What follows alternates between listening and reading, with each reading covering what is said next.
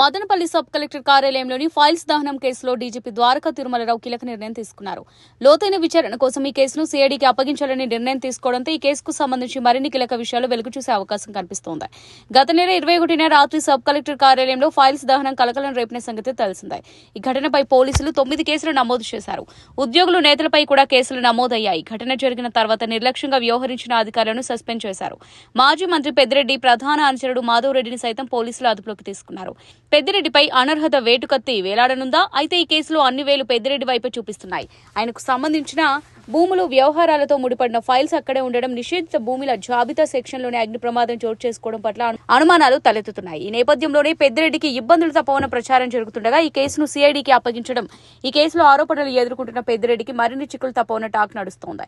సీఐడీకి కేసును అప్పగించడంతో లోతైన విచారణ ద్వారా మరిన్ని విషయాలు వెలుగులోకి రానుండగా పెద్దిరెడ్డి కోటరీలో మాత్రం టెన్షన్ కనిపిస్తోంది.